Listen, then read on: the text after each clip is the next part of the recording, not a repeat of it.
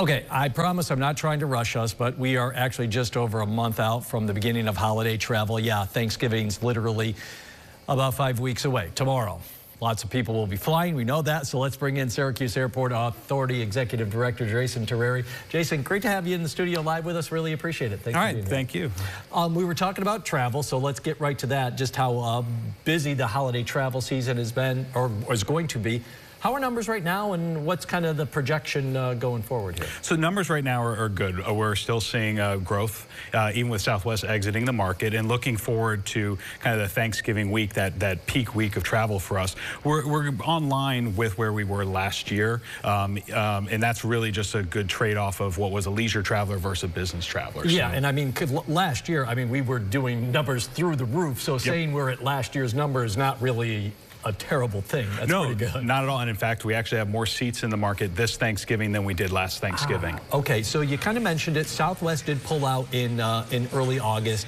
Have other carriers picked up the slack there? How has the balance of powers kind of been there? Yeah, so with them leaving, we're still down a little bit in the close-in months to when they left. But American, which is our top carrier, and JetBlue have both made up a significant amount of that, and that's really because of a function of the networks overlay Southwest pretty similar, so they were able to absorb a lot of that capacity. Any talks with Southwest, or is that a little bit? So it's a little bit further off. Yeah. We will be meeting with them in 2025, but obviously with some things that they're working through right now, they're not taking a lot of meetings. Yeah. Those big passenger numbers, probably why there's so much work going on at the airport. Let's start first with Terminal B. That's the North Terminal expansion. I'll call it the Delta N for those that are more familiar with that. How is that going? Here's some incredible pictures. It looks like it's going very well. It is. We're on schedule for a January 2025 opening.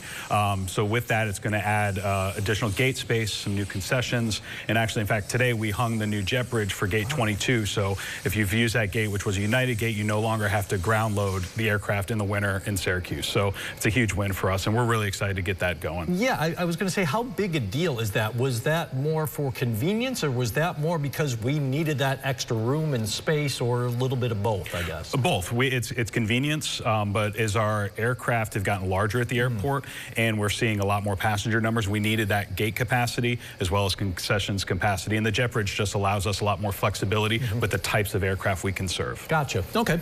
On the other end, the South, or Terminal B, where JetBlue, American, others are located. I think Sun Country's down there as well. You're doing some work on the federal inspection station there.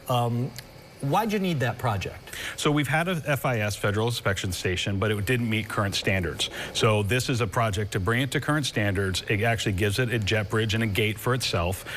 When it opens in 2025, it will allow us to handle up to 200 passengers an hour, as well as process cargo. And really the driver for that is we've had carriers that are interested in international leisure markets out of Syracuse. When this opens, we'll be able to accommodate them.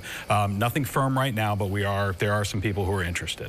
Interesting. So yeah, and you can't really, there's a reason why what the video you're looking at right now, that's all you're going to see at the airport, and really even you can't see behind those walls, basically, right? It's pretty top secret stuff what they're doing there. It is. Once Customs starts putting in their equipment, they really limit who's allowed access into that space, and that even includes the airport staff. Yeah, but that project could allow us to grow even more then. People are watching and waiting for that to get done. Absolutely. So is our staff. We are as well. Yeah, you got that little twinkle in your eye, like, yeah, you got stuff in there coming. We'll have you back on that.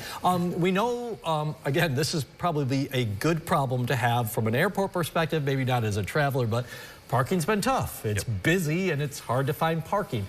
How are we doing right now on the parking situation? So right now we're good. We have plenty of capacity. All our lots are open. We don't have any maintenance going on. But also, I think one of the last times we spoke, we were going through a transition with our parking system. So that is all now up and operational. Every gate terminal is operating. The reservation system will come online probably in 2025. And so that's where we are today. Looking forward, in the spring we'll be building building an additional 800 parking spaces, and we're going to be implementing a new shuttle that's going to connect those remote lots. That's been something that's been requested. It's taken a little while to get it up and running, but we should have that up and going probably January first quarter. So closer up to like where CNS is, up that part of there? Not that quite far? Like, not that far. So if you're familiar with the airport, right? surface lots closer to in front of the cargo facilities near Mohawk Global, that's all going to be paved, and we'll be running shuttles from that lot, what is today's economy lot, and that will connect right into the terminal.